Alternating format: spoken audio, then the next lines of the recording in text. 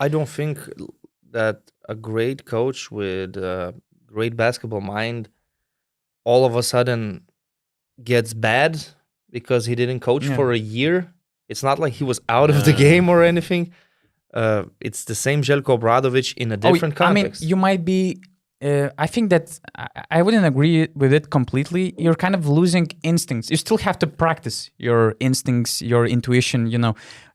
Game time situations, game time decisions. I mean, it has to be practiced. But it doesn't mean that Zeljko Obradovic lost everything in 1 year. Two questions to follow up the discussion whether he's top 3 or not.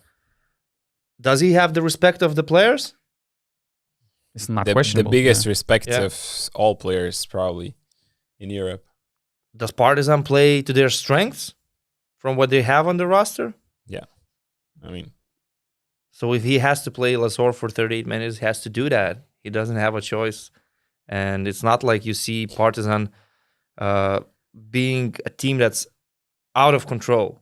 I think, again, Žalgiris, we saw, he managed the game pretty well. He managed Kevin Punter with his foul trouble. He survived the difficult stretch of 7 minutes without Punter when he was sitting on the bench. Trusted the young players for a while, but he was very quick to react. Like, he gives an opportunity to Tristan Vukcevic. He makes a very bad play on defense, and immediately Zach Ledee is back because in EuroLeague every possession counts. So he still has the feeling and everything and the respect, first of all, on top of that. I trust players and other coaches, and all of them are saying that Obradovic is a legend. It's a pleasure to play for him. Pavlo He's still the best. still the best, yeah. I mean, come on.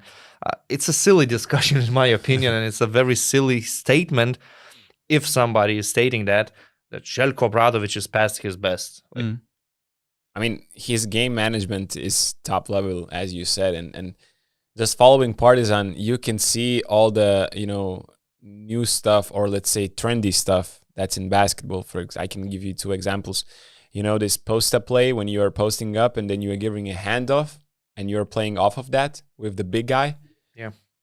Partizan has a lot of that. We saw that against Virtus. Or this, I saw one set play that they're using quite a lot this season where you're playing a pick and roll to the side and there is Kevin Punter standing on the free throw line and receiving a flare screen to the other corner. This is kind of, I have not really seen this set play in other teams. And usually it's a copy-paste league, everywhere in the NBA, in Europe. If you see a good set and it's working, all the other teams are going to try to implement that. This is something that's, you haven't really seen in Europe. So that's you could say this is what Zeljko, thought of in his head. And he has been doing this for, I don't know, the last 20 years, like Spain pick and roll, you can see way back in the day.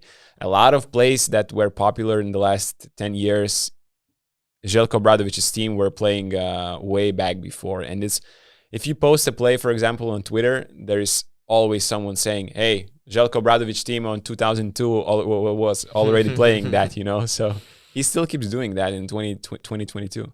No, he's super active. He's still even stepping on the court, although he's like, how old? Like 61, 62 or something.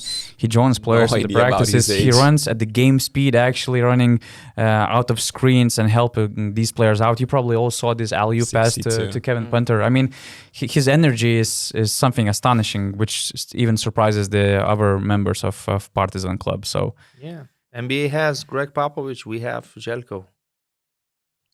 Yeah, we respect the GOAT NBA. coaching.